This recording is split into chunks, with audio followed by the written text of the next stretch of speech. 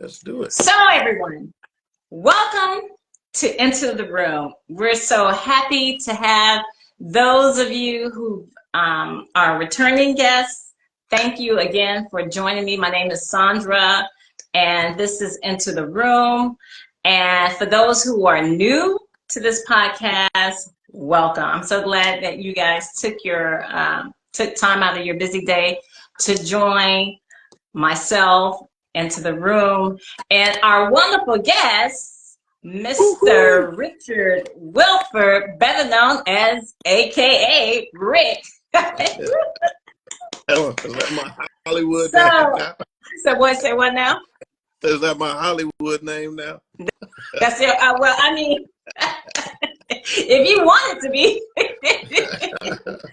So how are you doing this evening? I am doing great. Thank you so much for the invitation to be able to share. I'm just super excited. I've been waiting all day to get to this part, and so I'm just happy about it. Thank everybody for Wonderful. tuning in. Yeah. Wonderful. And they have been responding ever since I did the promo drop. They've been excited. And so, hi, That's Laura. Laura. Yes, Yeah, that's yes. They've been responding. They've been excited. And so I'm just glad that you're here, they're here. And so we're about to do this. that's cool. So, I want to make one announcement to let everyone know that at a certain portion later on during the interview, I will open it up for if anyone has any questions. If you want to direct your questions to Rick, you can speak to him. Just let me know that you want to come into the room, and then I'll send the invite, and you just have to accept it. If you do not want to submit your question and talk to him directly, you can just leave a comment and I will try to get him the answer that way. And so, Rick, after over some time, I've been talking to you, learned a lot about your background. I know you're a man of faith. I know that in some circles they call you Reverend, Reverend Rick, Reverend Richard. So I know that you come from a spiritual background, and that has in some ways, I guess, inspired you to be as a Totally. prolific writer as well. I also know that you are a great songwriter. And, I'm excited to talk about that too and see what else that you have lined up. And what I know that you've been doing for some time now is spoken word and posting up your poems on Instagram. And I don't know if you post them on TikTok or Facebook, but I know you do it on Facebook. Instagram. Yeah, Facebook. Yeah, you Yes. do it on Facebook. Okay, yeah, you have your Facebook page. So what I want to start off with is what is like the main motivation that makes you decide that, okay, I need to put this on paper? Is it something that you're going through at the moment and there's no other way to express it? Or is it, you have a dream and the Most High, God, speaks to you in your sleep and you're like, oh, I got to write this down. It's different things for different Yeah. people. I would like to know, what is it for you? Because for some writers, they can write something, but then they have a block. In your case, how does it usually happens for you? Or is it that it can be sporadic? Take the floor. You know what? I'm telling you. I think writing happens in different ways. I Okay. think for me, years ago, a friend of mine years ago, I had a desire to write. I think that's where it started. I thought that I had something that I could write about, and actually, I started. Of course, I pastored 20 years in Gary, Indiana.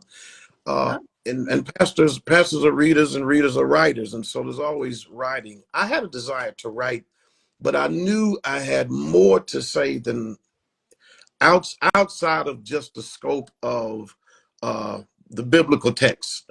And so there were more things that I wanted to write, but I knew there was thoughts that I had. And so a friend of mine uh, named Danielle introduced me to a blog. And she said, here's a space that you can write freely and it'll be recorded somewhere. And then you're within a group of people, which is therealwill.com. The real, REALWIL.com, for me, is the name of my blog.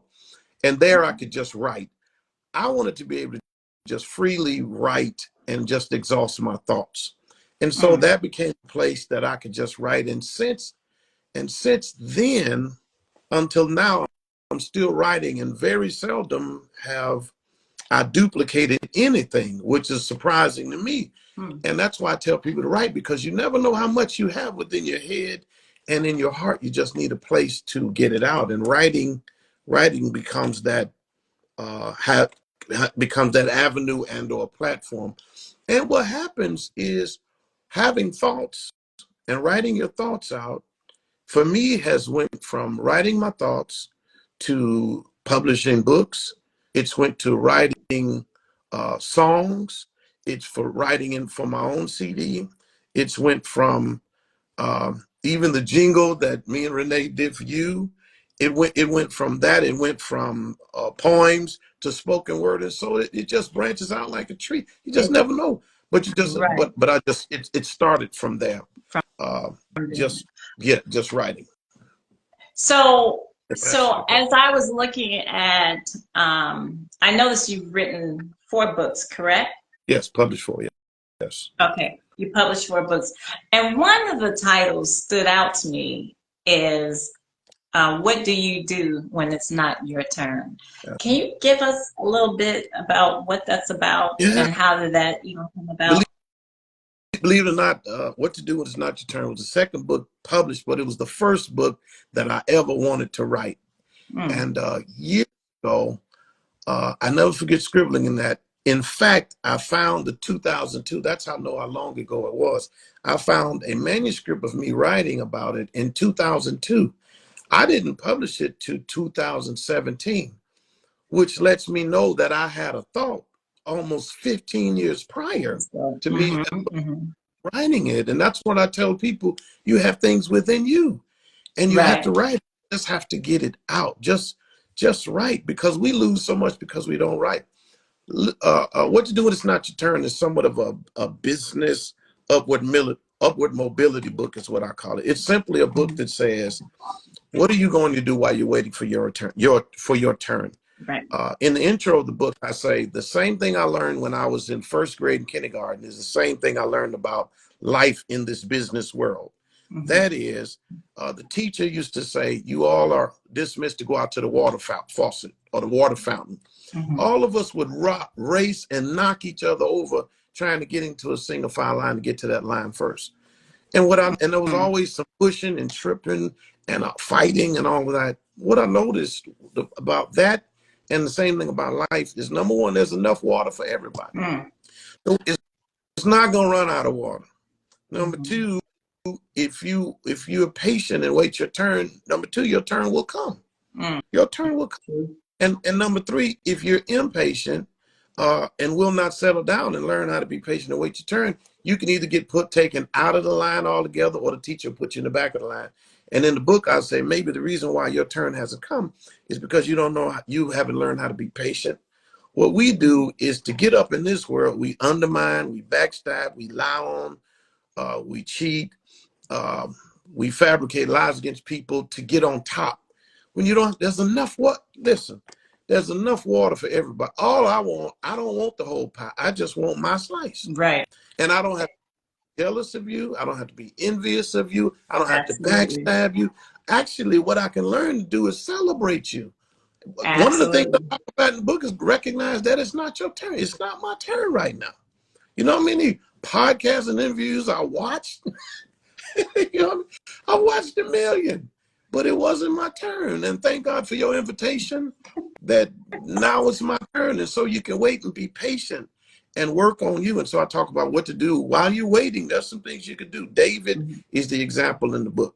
Hmm. David was anointed king, but did not take the throne over and above Saul until almost 15, 20 years later. So my question is, what does he Absolutely. do while he's waiting to, he does not fight Saul. He does not seek to assassinate Saul. He, you know what I mean? He doesn't do anything. He just continue to work, can continue to wait, continue to walk worthy. I have to use W's in chapters. I talk about walk worthy, wait, continue to wonder and create and develop, because your turn will come. If you're patient Absolutely. enough, you don't have to backstab anybody. You don't have to lie on people. Just Right. work on you, and one day your turn is going to come. So that's what that book's about. And that was the first book I ever wanted to write. The second one I published, and so Awesome. So that's a lot of inspiration. And a lot of people, especially in Hollywood yeah, and entertainment, it is a, it's a, you cutthroat. gotta be ready to, it's a rumbling type of territory. And that's how it is in anything when you're trying to strive for upward mobility in life. I have found that, it doesn't pay to try to be manipulative or No, try to be underhanded. Because first of all, you end up hurting yourself. It may look good at the moment, but you do yourself in when you try to be slick or try to undermine. I always feel like this. What's for me is for me. it's for me. I never feel intimidated or worried about what somebody else is going to get that I think is mine. No, if it's mine, it's going to be there. Now I have to be obedient and Yes, listen to how I should go by getting what it is. But a lot of times people don't want to they don't want to listen. They want to do it their way. And then they find themselves in the worst predicament than what they found. If had they, like you said, waited and just took their time and study a situation. So I wholeheartedly agree with you on that. You also wrote a book called How to Walk Without a Limp. right. I thought that was very catchy. Can you tell us a little bit something Yeah, about that book? yeah. One of my favorites. I lived through that one, so I wrote it to share with somebody else. It's Living Without a Limp is a book about grieving. I lost a son to cancer. He was 20 years old, and so Sorry to hear. when he passed, I noticed that I didn't have any books available. I didn't have information available on what am I supposed to do. In the intro of the Mhm. book, I talk about years ago, my we had a loved one passed, and we didn't go to school. My mom said, "You're not going to school," and so we sat on the couch downstairs as kids, and we are trying to figure out what are we supposed to be doing Mhm. right here. And a lot of people, because we don't know what to do when you lose a loved one, Mhm. um, then we just come up with stuff to do. And we sometimes we do weird things that's not really beneficial to us. So I talk about what to Mhm. do, and it's not your. I talk about how to live without a limp, living without a limp. Living Mhm. without a limp simply means people I've seen who's lost loved ones, there is something you can actually see in their life. You can tell something happened. I know Yeah, people I know people who the loved one passed, and they still have all of that stuff in the drawers, in the closet. that's true. They still live as if though the person, they get stuck. It's like they're stuck in this Right. one place. Absolutely. So it looks like Absolutely. physical limp. Yes. That's why I wrote about living without. I want to live in a way that I don't have a physical limp. Actually, Mhm. I talk about in the book, the way I deal and grieve and live through my son's death is not to live in a way that brings shame upon him. I Mhm. said, if I died before my son passed and he went out to be a drunken alcoholic and a bum, I would be mad at him. I said, actually, I joked and said, I'm not sure how, how in Hollywood they show the ghosts rattling the Right. cabinets Mhm. Uh-huh. and swing curtains. I said no, I would be haunting his house because it would feel to me like he used my life as an Mhm. excuse not to continue to prosper. Yes. We Yes. lost him, my decision was I'm going to live my life in a way that brings honor to my son's life. That Absolutely. happened, but I want my life to be lived in a way that when I get invited to platforms like these, that I can talk about my son Angelo and how much of a blessing Absolutely. he was to me, and That's how his life beautiful. didn't hinder or make me stumble, but his life helped me. It pushed me, it challenged, it motivated me, and encouraged me to do greater things. And because I've been through that, I have no choice but to go on Right. to do great things. You can see what I'm saying? I hope that makes sense. Yeah. But that's what living about a limp is. Yeah. I Living love about it. It makes perfect sense because sometimes when we experience tragedy, um, like you said, some people get stuck and they don't grow, they don't move forward. And I absolutely. think the best way to honor a loved one that you dearly love is to live your life. You know, that's first of all, we're supposed to honor and live according to what the Most High has set before us, right? Absolutely. And when we do that, we're honoring him because one, we made in his image. And he's given us so much gifts and talents. And when it comes to our loved ones, of course, it's pain because no one really want to see their, especially their child, Yeah, leave before absolutely. them. Absolutely. But like you said, um, you have an opportunity, just like you just shared with us now, to help those who could be going through that literally at this present moment. And sometimes, I think when we go through what we go through, it's not just for us, but No, it's also to be a blessing exactly. to the body. I say Christ, the Hamashiach, Absolutely. and that's what you've been doing, and you've been using your gifts and talents and just Yeah. shining. So the other thing that I want to cover is that how long have you been? You said how long have you been preaching again? You said for Pastor, how 20 long? years. I've been preaching since 1986. So I Wow. think it would be 40 years come 2026, I think. Okay, Be 40 years. so you've seen a lot that Yeah. has transpired between that time and to now. Now, the thing that I want to touch on too is I was reading one of your blogs and it was called Quilt Life. What is Quilt Life? I mean, can you kind of, because I like the way I was going to, I said, oh, he has some interesting blogs here. What Quilt Life? Let's break that down. Let me see.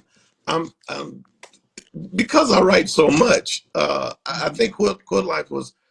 I think it had to do with going back to bed. I think um, a lot of times I wake up. 70 or 80% of everything I've ever written, published, was with God waking me up between 3:30 in the morning, at least as early as 3:30 in the morning. Mhm, And I would either lay in the bed and write on my phone or I would get up. But mhm. everything happened that early on for me. Right. There's just something about that moment in space and time that you spend alone with God. And I think Mhm. a lot of times when we get up and we just go, we miss that moment. I think sometimes you have to tell yourself to get back into bed. Just get back in. We're in a race like our parents used to say, you're in a race to go nowhere. Mm, You're in a race to mhm. go nowhere. You're going. You're Right. just rushing and racing, trying to figure out your next. Mhm. When we get in that quiet space, there's a hymn in the church we sing. The line is, I come to the garden alone where the dew is still on the rose. There's something sweet about that moment alone with Yeah. God. Rich Wilford have just found that space. Hallelujah. I found that space uh, to be alone with God, and it's a sacred space. I used to be afraid to be on the back of one of my books. I talk about. I used to be afraid to be in the dark, but now I welcome the dark because the dark now becomes the canvas and the wall, the blackboard on which I can write, or ideas begin to show up for me. You get what I'm saying? I So I think, totally get what you said. Like the yeah, painter, it's just that you use it just words. can't. Yeah, And that words are just paint and brushes that you just simply write, and I get such a joy out of using the right words to paint the picture so that the person that reads it can see what I see and right, paint a picture. If I could catapult, transport somebody, teleport somebody from California. Yesterday I wrote about being in snowy Indiana, Illinois. If I could put Right. you there and you begin to think about the snow and feel how cold it is Right. and snow in your boots, and you know what I mean, that's just a joy for me. And I think some kind of way he's done it, and it's my lane.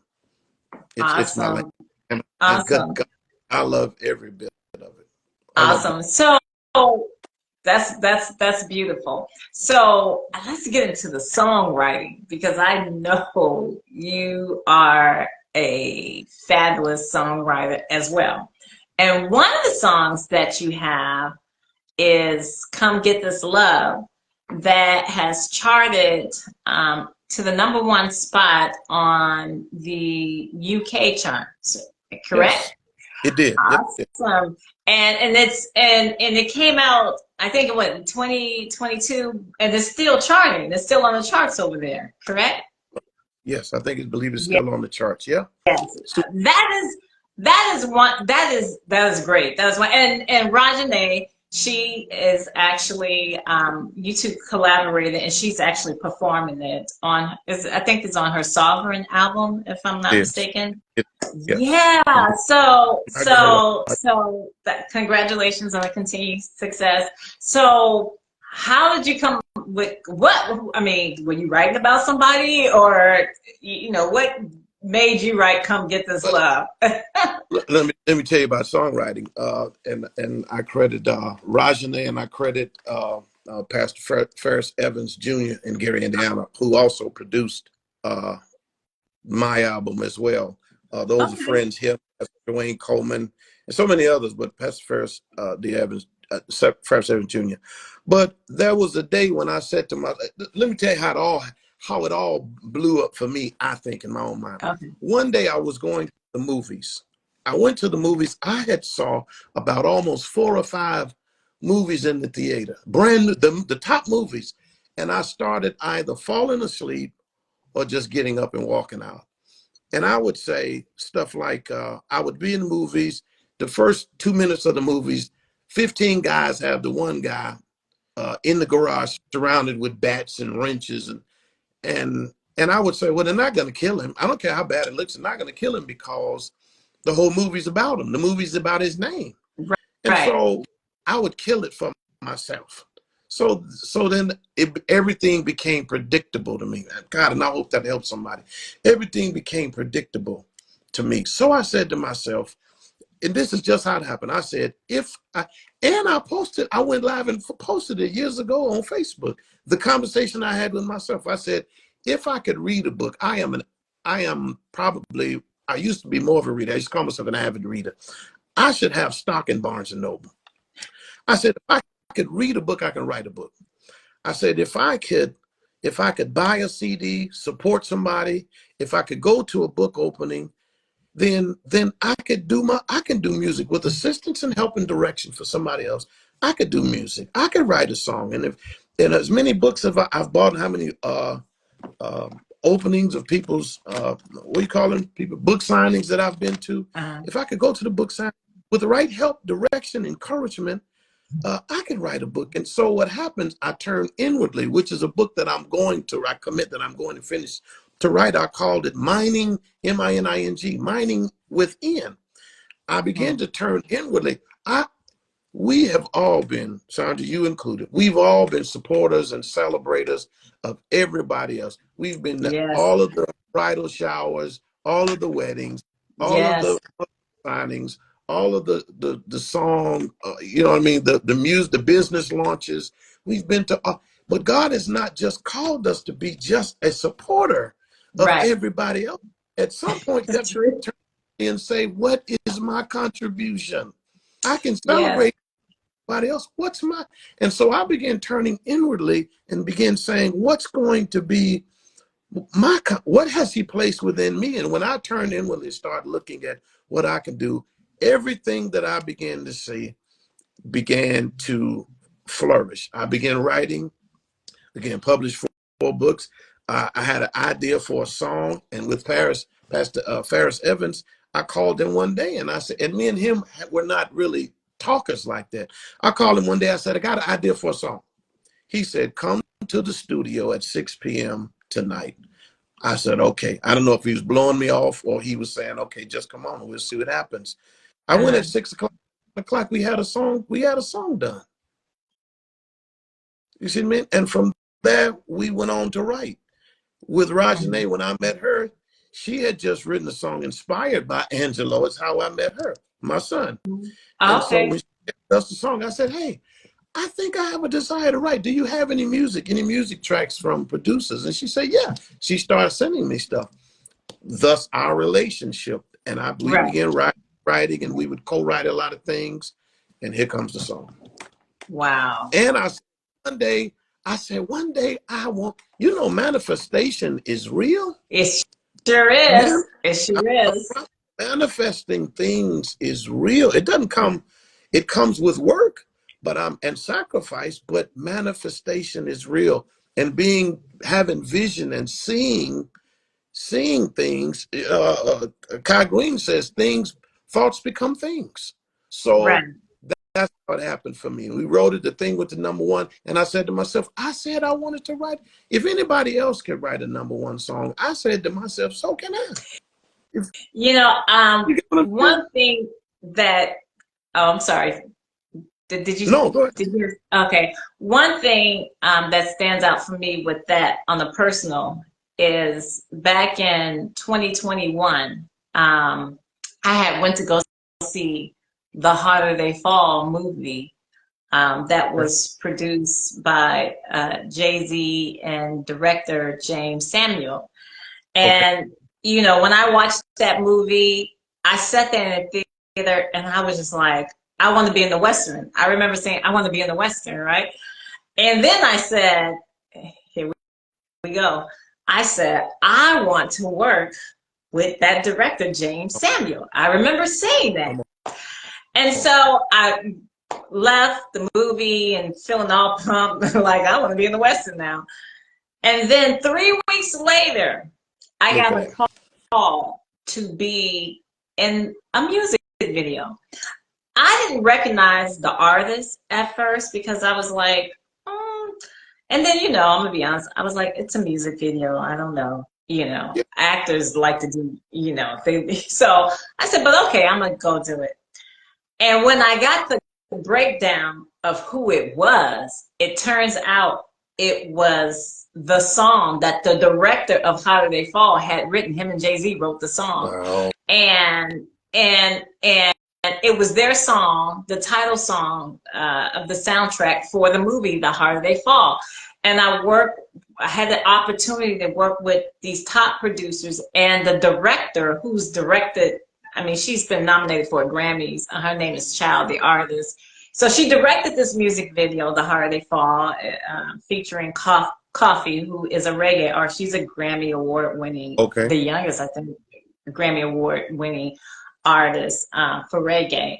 And that was such a surreal moment because I had no idea that 3 weeks later, right after me sitting in the movie theater saying, I want to work I want to do. on, Yeah. and look, the video was a Western style video. That's the irony. Not only was it a Western style video, but it was actually the video, the music video for the title song for the movie itself of Harder They Fall. So I understand when you manifest, when you, first of all, you have to speak it, and our words are very powerful. You got to be careful what you say. You got to speak life over yourself, and not death. And sometimes, and we've all been guilty. I know I have, of speaking the wrong thing.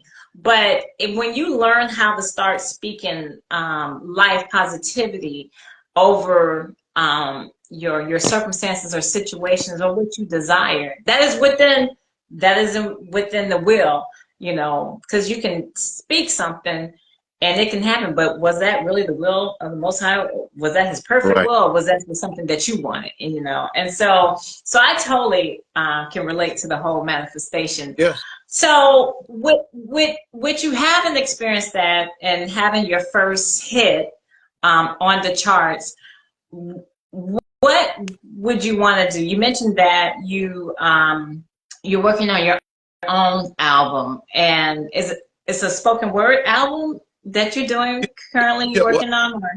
music, a gospel music CD already out. It's already Oh, out on okay, platform. Yeah, it's okay. already. went out. But now I'm working on this What's the, I'm spoken sorry, word.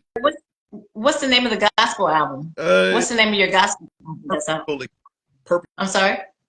purposeful experiences. Oh, okay. Purposeful experience. Okay. Yeah. Um, Ferris Evans, again, producer on Audio Art is the name of the company, and I got a chance to work with so many great pastors and artists that were invited in to do the project, and I Uh, was wait just to be able to see men and women right. um, come in and take an idea that I had. Um, Christine Peterson.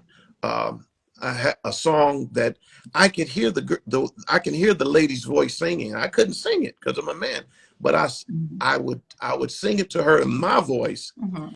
and then she'd sing it back. And when she sang it back, I said, "That is exactly what I heard." Just to see things like that happen, or to see guys come in, hear the space for their verse, and they start writing. And next thing you know, they're in the booth and they do it. It is totally mind blowing how something can leave from being a thought in your head and heart Yes, it is.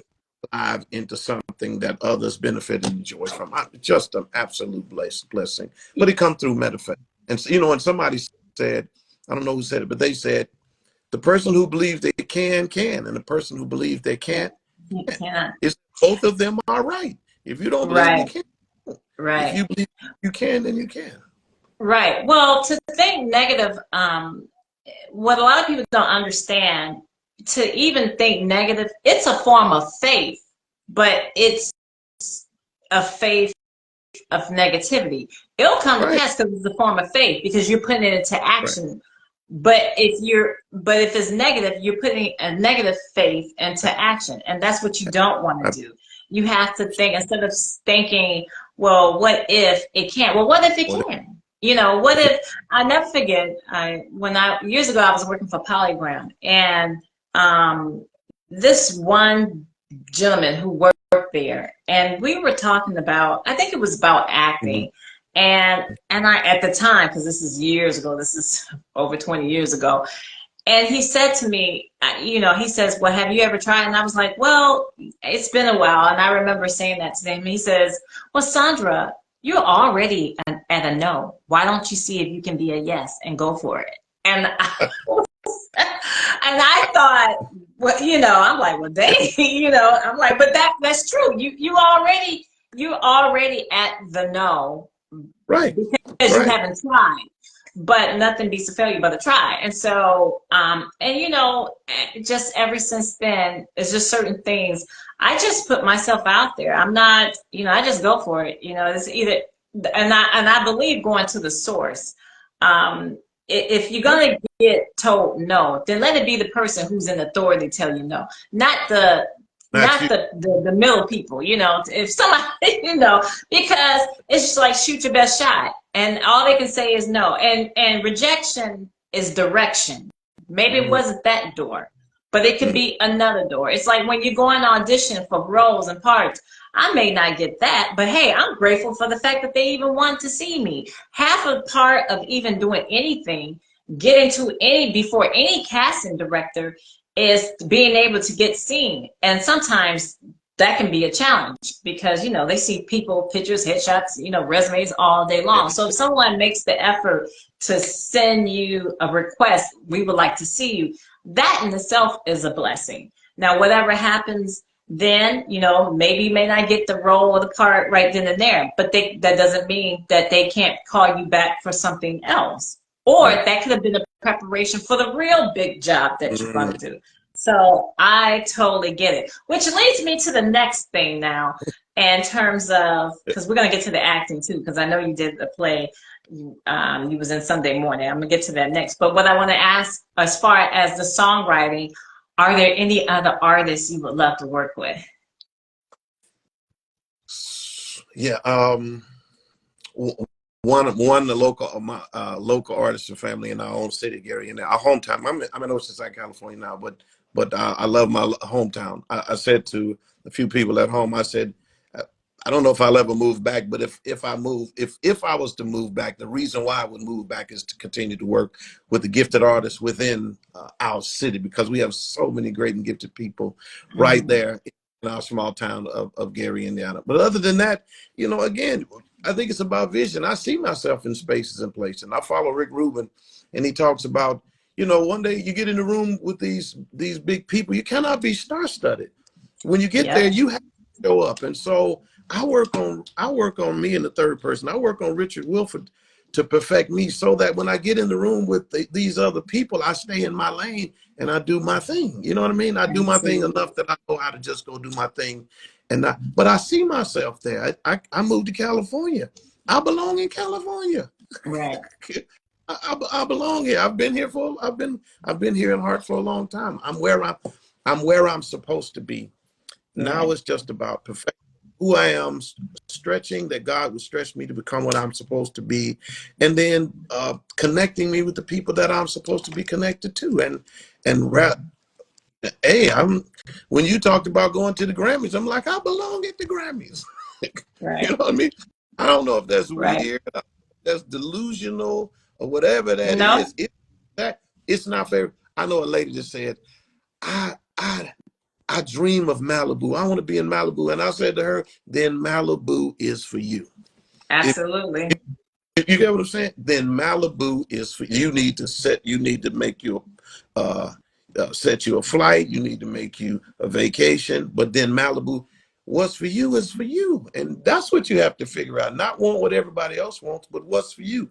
I want to work with the big people. I do. I believe I belong there, and because since I've been believing that, I've started seeing doors open and meeting people just like you. Somebody who's done a real film, an actual film. You get what I'm saying? Who's been on camera? Yeah. Come on now, who's been to the Grammys and place like that? And I Yeah. just think it's confirmation. You know, Yes. it's Yes. And I you know, also feel like I also feel like whatever the Most High is no respecter of person. What he does for one person, he can do, this is why it doesn't it's not even necessary to even be jealous or envious of anyone. If you focus on what he gave you to do, and you look at what he gave you, be it one talent or 20 talents, the point is focus on what he gave you to do.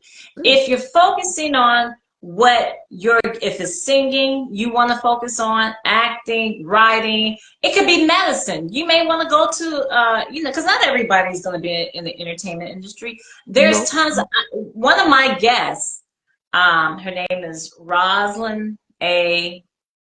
Ross Barbie. mm-hmm. She is over, she's chief of space of Chief. logistics, of Space Force, an All that. African American sister with an extensive background. I mean, that is her field. That's where she rocks and she feels good. She loves when you see a rocket that's launching in the United States. Know that it is an African American sister that is behind that. She Wow. oversees all of that. I just got to put that out there. Yes. But that's her lane. That's her field. Then you have people like yourself, like me, and so many others, that we all have gifts and talents. And if we just focus more on what we're called to do, the problem is a lot of times people are looking at what somebody else. It's, one of my favorite movies is Amadeus. Okay. And if you ever watch that movie, it's an old movie that came out. Mm-hmm. Rock Me Out on a Days, the song was Okay. out. But you had two gifted conductors. You had Solaris and you had Amadeus. But the problem is that Amadeus he was gifted at a very early age as a child. He was just a genius, a protege. And Solaris, who was gifted as well, but he kept watching Amadeus. And so his Right. jealousy took over, his envy, till he started plotting against him. Now, the problem is with Amadeus, he took his gifting because it came so easy and natural. He was so loose, and it was nothing for him because it just happened. But he didn't take himself serious. And when you're like that, you have an enemy that is watching and waiting to pounce, right? And unfortunately, you have Amadeus who ends up, if you know the story, things don't turn out well for him. And Mm-hmm. Solaris, he's gotten what he wanted, but then it's like, can you live with yourself like that? You know? Mm-hmm. And so I just believe that when, if you just look at what has been given to you and focus on it and be committed. A lot of people excel to higher levels because they were committed. They were determined. There's a lot of talented, gifted people in Hollywood. Mm-hmm. But you know what? They give up, or some are just too lazy, Yeah. or some are just too scared. They never move. They never do anything. And so what? If you fall, get back up, keep going, And so that's the wonderful thing. And what I love too is that it doesn't necessarily have to happen ideally, people want to make it when they're young Yeah. or younger. Let me just Right. say that. But Everybody. but I mean, we see in stories now. It's amazing because you see a lot of people now that are flourishing in their latter years, and I love that. As much as I like seeing younger, it's awesome seeing people that are in their latter years and they begin to bloom, to blossom, because it's just the timing of it all, So with that being in mind, you were featured in a stage production last year called Sunday Morning, correct? And it was I know it was written by Laura Yes. Vines. Who directed? Did she direct it as well? She did it all. And She did she it pushed me. all. Okay. Yeah. Congratulations to Laura. I remember On the speaking to her one line. Hey, time, Laura. but Yeah. congratulations. So tell us about the play. What was it about? The play was about, it's called Sunday Morning. It was about a church that was struggling, had a church fire, and they were seeking to rebuild the church. They didn't want to go into another community. They wanted to stay in the community that they were in, to be a beacon light. And so in rebuilding the church, they recognized that they had to include the community. And they could not have the separation of church and community. So they had to learn how to work together with the community to build the church that it will succeed. And so they talked about its internal challenges of the church, that we generally have this separation, church and then the world, and big I's and little U's, and people who know God, churchy people, and people that have no clue what church is really all about, bringing them all together, uh, so that the church, and so ultimately they begin, older generation working with the younger generation. Everybody had to work together to succeed, and ultimately, uh, the church um, the church succeeded. It was called Transformation Church, was the name of the church they titled it, and it succeeded. But I was honored to work with it. Laura Vines led it, directed it, and she wrote it, and actually, just so everybody else knows, I worried her about continuing to write, and then that's how I connected her to you, because I Right. wanted her to somebody who could probably see it where she was and push her on further and to challenge her, and that's how you all got connected, because we got to Right. connect people to people. That's Right. just connect. And some people are so insecure that they will not give somebody else a hand up and we got to connect people with people. And like you said, you can't do that if you're jealous and envious, if you're territorial, if you have to always be on top. You have to be able to see, I think, the gift and abilities in other people and push each other by faith. And I think that's what she did for me. She says, okay, I wrote the play. And then she said, oh, by the way, I wrote you in it. Now, I haven't done any acting at all. And I told her today, I think it was today or yesterday, I said to her, you tricked me, because I did not know. When we were in the table reads is when I began to notice how many lines. I was like, wow, I got a lot of lines here. Oh, And then come to find, I ended up with somewhat of the major part. And then 2 or 3 days before the play went on, I was included in singing as part of singing a song. So she put me further than I'd ever been. And I've been talking about here, and I hope it's helped somebody. The mistake I used to make was trying to control my shape. in who I wanted to become. You have to Mm. let go of that and allow Mm-hmm. God to take you. You know, we're always saying, well, I don't do that. That's not me. And because I was a preacher, I'm not doing plays. And there's so many gifted and talented pastors. For years I've been on this that can do more things than just preach and teach the word of God. Right. But we'll Yes. not hear outside of it. We'll not go outside the parameters of just teaching and you get what I'm saying?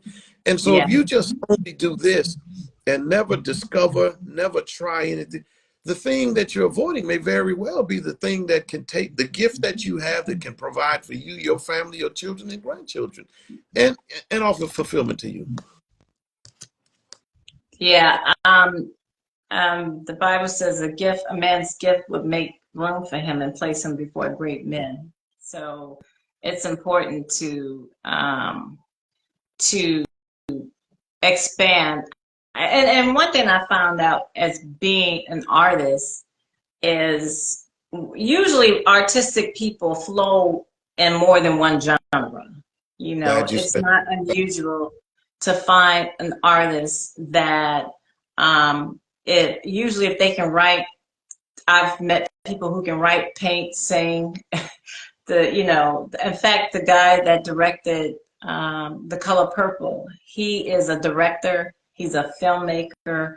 He is a guitarist, a come singer. on, come on, come on. He's a painter. This guy, his name is Blitz Ambassador, Right. and this guy literally just he is does it all. He's Ghana from Ghana, Yeah. and he's just amazing, and he's gifted. But that's typical of a lot of artistic people. They're not just only gifted in one area, and Right. and then too, when you and it's good to see people who may have grown up in the church spread their wings.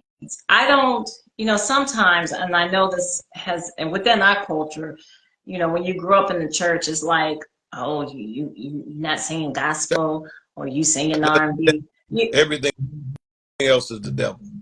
right, Everything, everything. everything else, And what, anything and what, outside of that church and in that building doing singing about God is the devil, and that is not true. And we have beat up and we have ostracized people who God have gifted to work in different areas, in different the gospel being taken everywhere. Could be on the football field, pro basketball. We need believers everywhere. Boxing, in art, in engineering. You see what I'm saying? Everywhere.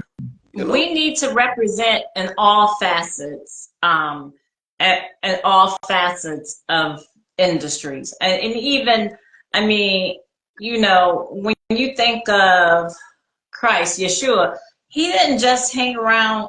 In fact, he was out in the marketplace. He was ministering among those where a lot of people wouldn't want to go. Absolutely. And how I deal with that when I hear people, I always think, well, how are these people are supposed to know who the Most High is, who Yeshua is, if you're not there to show who He is.